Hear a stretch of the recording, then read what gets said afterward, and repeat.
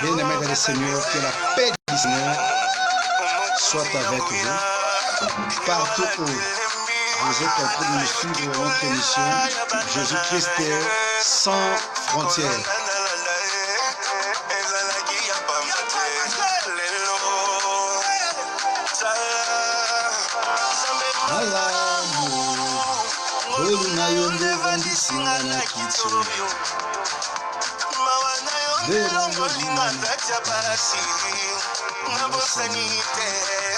Je suis prêt à tout.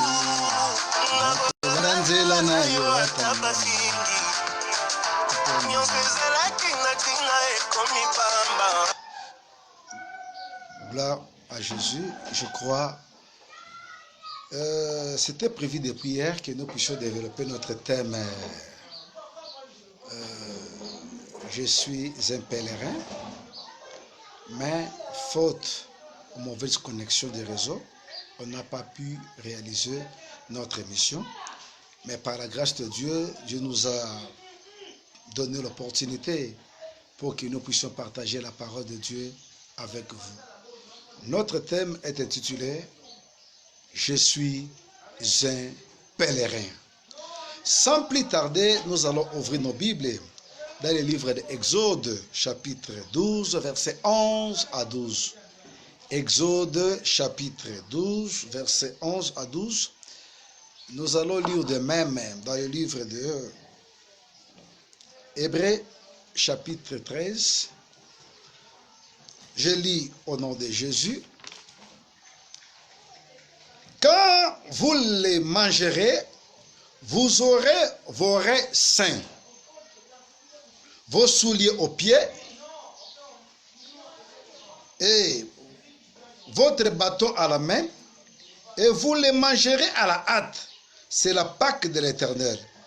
Cette nuit-là, je passerai dans le pays d'Égypte et je frapperai tous les premiers-nés du pays d'Égypte, depuis les hommes jusqu'aux animaux, et j'exercerai le jugement contre tous les dieux des Égyptiens. Parole du Seigneur. Bien-aimés de le Seigneur, j'ai dit pendant quelques minutes, nous allons partager la parole de Dieu sur eux. Je suis un pèlerin.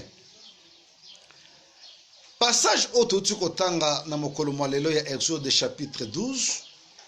Et des passage oyo et ko parler biso histoire ya sortie ya bana Israël na kati na mboka na Égypte. Israël lorsque ekotaka na Égypte, peuple de Dieu, bakota na Égypte te lokola ba esclave. La Bible nous dit que Joseph avait disposé des chars pour ekende kozwa Jacob pour eya na ye na kati na mabele ya Égypte bipa ekani oyo ye azalaki comme premier ministre.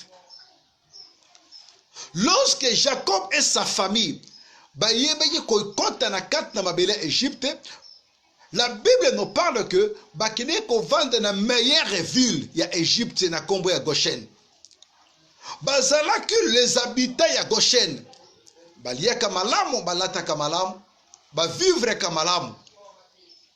Mais nangonga moke après liwa ya Jacob, après liwa ya Joseph, peuple wana baye ko se retrouver na kati ya esclavagisme. Mais esclavagisme o bazwamaki bayebaki mboka mosusu te ya bango à part Égypte. Bayebe ko accepter cette réalité. Pourquoi? Parce que mabele mosusu bayebaka te.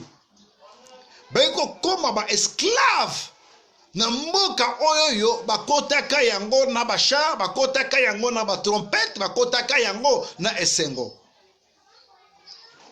Bien-aimés de le Seigneur, lorsque le diable nous introduit dans l'esclavagisme, il y a des fois et apparaîtra que lokola quelque chose de bon. Mais au contraire, c'est le début de l'esclavagisme. ezana musala muso kotaki na ibandiro mo yoko malamu me compter de début esclavagisme ezana libala muso kotaki na ibandiro zalaki malamu me au contraire de début esclavagisme ezana mboka muso kotaka na ibandiro kokota na kat na mboka wana ezalaki malamu me au contraire de début esclavagisme libote na Israël ebe ko souffrir na passe na bango bagangi epa na nzambe mpe nzambe atindeli bango Moïse mpona ko libérer bango. Moïse, lorsqu'il est rentré en Égypte, il a opéré les premiers signes devant Pharaon pour la que c'est Dieu qui m'a envoyé. Premier signe, et ça là qui Pharaon est l'autre côté. Deuxième, troisième et quatrième signe, et l'obéla qui Pharaon est l'autre côté. Aboye qui toujours qu'on libérer peuple en Zambé, ba que ne ko servir li banda Yamboka na Égypte. Mais lorsque nous sommes arrivés dans verset, plutôt dans chapitre 12, Pharaon a monné qui m'a camboyé comme il a mon messano. Que ce qu'il a kobeta, ma yekobonga makila après kolongola na yango. Ce qu'il banzinzi bangungi ekoya bamagorodo après kolongola na yango. Et comment que le col a mon messano moko boye? Mais au contraire, et loko moko Pharaon abosana ki katina ye, abosana ki loko nini? Et ça na carte moko nzamba bombaka. Carte ya suka. On kola bombaka pour la libération ya peuple na ye. Na se ya bokonzi ya Pharaon. C'était quoi? C'était l'agneau. Nzamba yebisi Moïse, yebisa na libota nyonso ko ezwa agneau ya 1 an. Bakoyeba ko bomba pe ko tumba yango. Bakolia agneau wana na mobimba na yango. Chaque famille, il faut eboma agneau moko. Motu nyonso, il faut aboma agneau dans la famille nyonso, il faut aboma agneau moko. Et agneau wana bokolia ye na mobimba na ye. Bokolia ye na ndambu te, mi na mobimba na ye. Makila na ye nde boko zwa, boko tia na baleton ya bandako na bino. Wane zalaki dernière carte. Oyo nkola zalaki na yango mpona libération libota na ye. Mais na ngambo ya Pharaon azako zongo toujours lokola mo mesano. Abimisaka banyoka. Ngapela abimisaka banyoka. Asala kaboye, ngazongisa kaboye. Au contraire plus wana oya yeba kite. Bien-aimé dans le Seigneur, la délivrance a été passée par l'immolation d'un agneau. Libota nyonso, il faut ezwa agneau moko. Et l'agneau, otoko lobela lelo, c'est le Seigneur Jésus-Christ. Naina fongo la parenthèse moko. L'heure actuelle otoko vive ngana bino, ce n'est pas l'heure otika mutu amemela yo nzambe. Que maman nanga sambela kapona nga amemela nga nzambe. Que papa nanga nda sambela kapona ngai amemela nga nzambe. Que pasteur nanga nda sambela kapona ngai, prophète nanga, bishop na biso nda sambela kapona ngai amemela nga nzambe. Non. Balebi que chaque famille bakoboma agneau moko. Agneau moko mpona famille moko. Jésus-Christ pour toi-même. Jésus-Christ pour tes enfants. Jésus-Christ pour ta maison. Ne permet à personne à me mêler sous nzambe. Yola la pongi, oyebi ke babondera. Non. Tant autre qu'on traverser et sous terre ba intimidation wana te. Et comme temps il y a qu'on vérifier est-ce que nazana agneau katinangai? Est-ce que agneau oyangai? Et sina imoleye parce que ma délivrance va passer par là. Mutu na agneau na ye.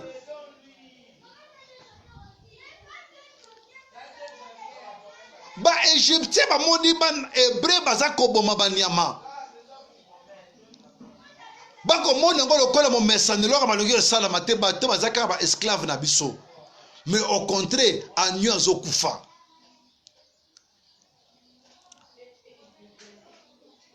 Bazui makila ya agneau ba tie likolo ya ba leton. Ba Égyptien baza komona koma ba hébreu ba kozwa makila ba ko tie likolo ya ba leton. Mais ba ko trouver normal. Et lobeli bango loko moko te. Bien aimé, écoutez-moi. Nzambe azaraka toujours na secret moko entre ye na bana na ye. Nzambe azaraka toujours na secret moko entre ye na ba élu na ye. Il y a des choses qui se passent dans votre vie. Les gens vous voient, les gens vous regardent, mais badri ko rendre compte que Nzambe sabandi opération moko mpo abimisa yo na makambo oyo etungisa yo pendant des années. Nzambe sabandi opération moko oyo yo alingi amema yo na gloire moko supérieure, mais bato ebika ke non babomaka na bango banyo ya sikezate magoro do kute bima na mboko ekenda mai kute bima mai kute koma kila. Et les kanoka marque wana bongo bakanisi so bazoko bomba ba agneau na bango et ça bisonini. Les Égyptiens Pharaon a minimisé qui opération wana, mais au contraire opération wana et de qui secret moko entre Nzambe na bana na ye. O bangu na bayeba kité. Na yeko ebiselo komoko les gens qui te combattent. Bato bandimela kayote bakanisa loko badali na maîtrise ya badonné nyonso ya vie na yo ko badali na maîtrise ya badonné nyonso ya vie na yo bako neutraliser kayo okotika la kaseko na se makolo na bango okotika la kaseko na se domination na bango. Écoutez-moi, ezana secret moko entre yo na Nzambe yo ndimela o Mungu na yebite o bandoki ya famille yo ba yebite.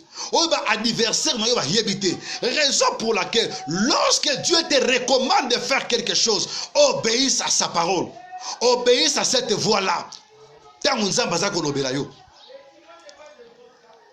Les gens peuvent minimiser ta vie chrétienne. Comme on normal. Bako négliger prière na yo. Tango cheka boko likolo, ozako bondela, ozako yebita eloko te. Abadiko sambela lelo. Assemblée depuis longtemps. Écoutez-moi, il y a un secret entre Dieu et ses enfants. Oh, bah, ennemi, bah, yebi angote.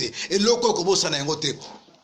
Souvent, nous sommes distraits. Il y a un calcul à ennemi. Baza combien? Bah, lingangate baza 100. Bah, lingangate baza 200. Bah, 10. Bah, bundusanga na veni oyo. Bah, bundusanga na église oyo. Bah, bundusanga na musala oyo. Mon frère, ozana tina te oye ba nombre ya bato ba bundisaka yo. Parce qu'il y a un secret entre toi et ton créateur. Il y a un secret entre toi et Nzambe ya benga yo oyo bango ba yebite. Secret nini? Liwa ya agneau. Liwa ya agneau. Immolation ya agneau. Ba Égyptien ba yeba kitina na yango te. Si Pharaon savait que agneau oyo bande hébreu bazako bomalelo et que la sujet à libération na bango balinga ki batika Israël était aboma agneau balinga ba botu na bango biloko nyonso parce que badaraki ba esclave na bango mais ba minimiser ki yango. Laissez-les ba minimiser des choses que tu es tenté de faire. Écoutez-moi, tika ba minimiser yango, mais au contraire il y a un secret entre toi et ton Dieu par rapport aux recommandations au Nzambazo Pesayo. Par rapport à ce que Dieu te demande, mon frère, ne regardez ni à gauche ni à droite. Ainsi longtemps que tu obéisses aux instructions de Dieu, tu seras fort et tu vaincras toujours tes ennemis.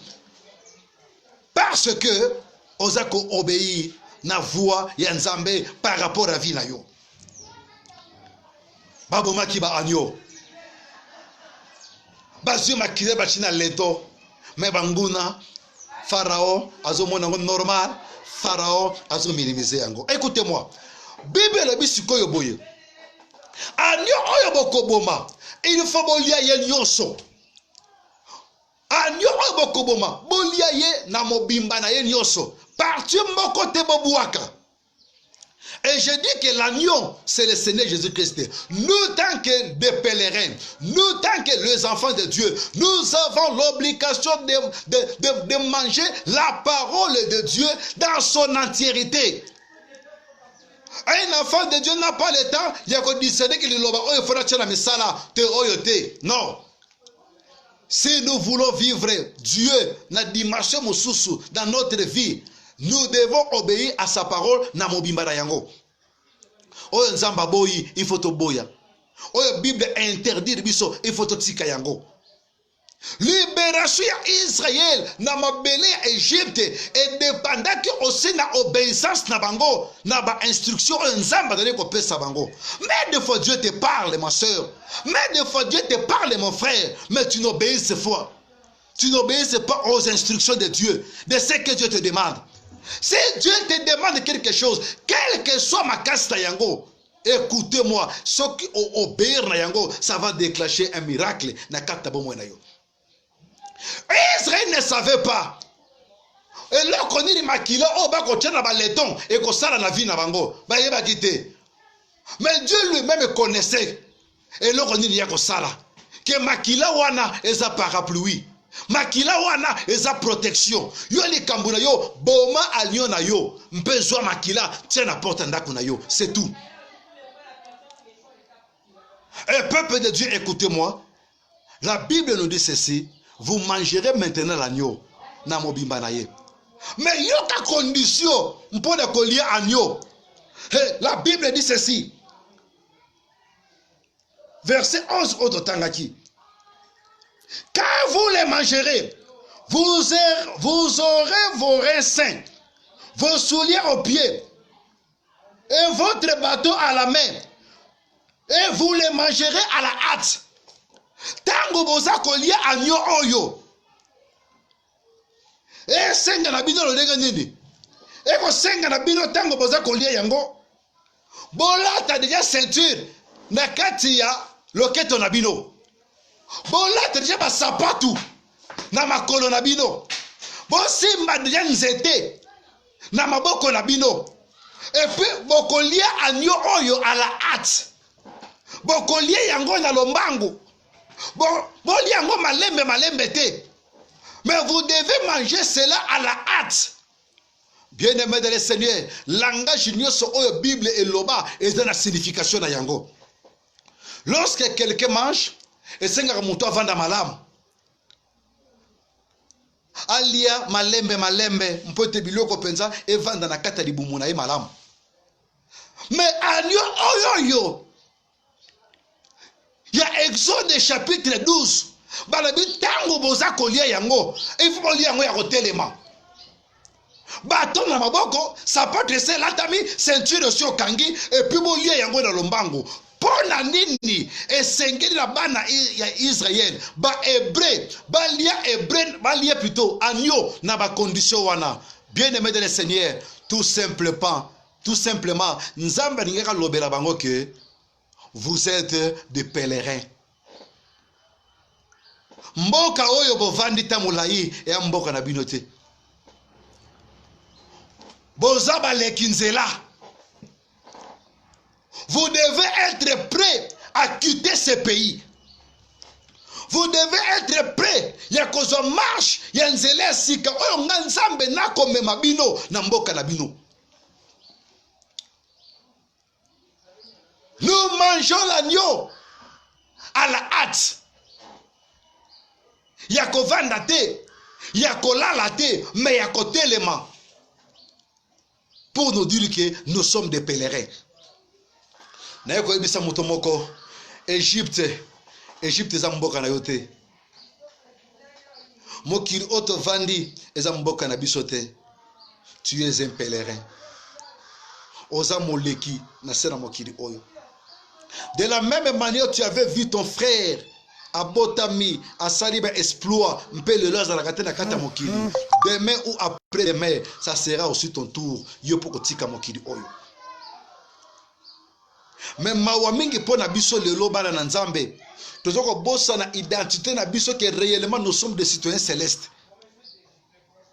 Notre cité est dans mokili oyote. Nous sommes des pèlerins sur cette terre. Toyaka pèlerinage na kata mokili oyo.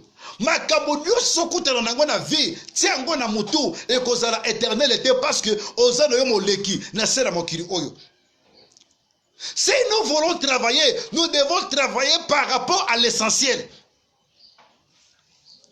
Mais ce qui est essentiel, tobosana yango lelo. Aujourd'hui, tokoma ko rêver ma grande ville à Mokili. Aujourd'hui, nous sommes capables ya kolekisa papa na yo, mama na yo, mwana na yo akufa kaka po ozwa bomengo. Kaka po obatela kiti ya bokonzi na yo. Babengaka yo chef, babengaka yo ministre, babengaka yo député. Tu as sacrifié beaucoup de gens. Mais écoutez-moi ma soeur, écoutez-moi mon frère. Tu es un pèlerin. Oza moleki na kata mokili oyo. Cette attitude, yakolia agneau, yakotelema. Ça nous montre que nous sommes des pèlerins.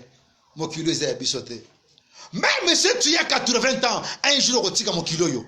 Même si Dieu permet que au qui ça 200 ans, au tika mokili oyo. Même si tu auras 1000 ans, au tika mokili oyo. Raison pour laquelle bolingo ya mokili oyo et yuko dominer mitema na bisoté. Ne tue pas ton frère. Ne haïs pas ton frère à cause de ma bien mokili oyo parce que toko tika yango tozaba lekinzela. Un jour voiture ozo tambora na yo ozo tambora nango lelo oyo ekozala ya yote okotika yango. Biro ozo baluka lelo na kiti ma soeur mon frère lobi sima lobi okotika yango. Libala oyo zoko ninga o empoisonné ndekoro ya mwasi akufa po tika na mobali na ye libala wana pe lobi okotika yango. Mwasi abatu wana zoko ningo botola o sala mobali na ye mabe mpo tika na mwasi wana okotika na mwasi wana pe as éternalité okotika yango. Ma soeur, mon frère, aujourd'hui, je suis venu rien que pour te dire que nous sommes des pèlerins sur cette terre. Notre cité est en haut. Nous devons avoir cette joie-là, cet amour-là. Yako banza. Bisika toko kende. Mboko ezali ya biso, cité de Dieu vivant.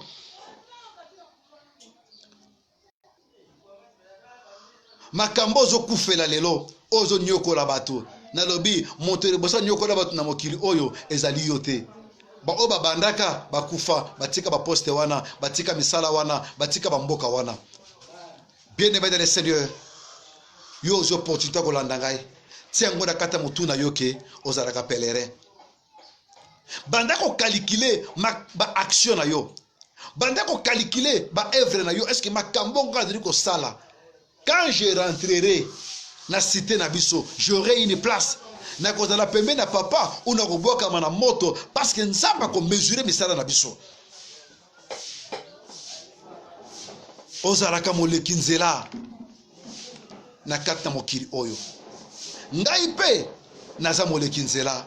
Notre cité est en haut. Na komi na suka lelo na koyebisa kaka moto moko toza na biso baleki nzela.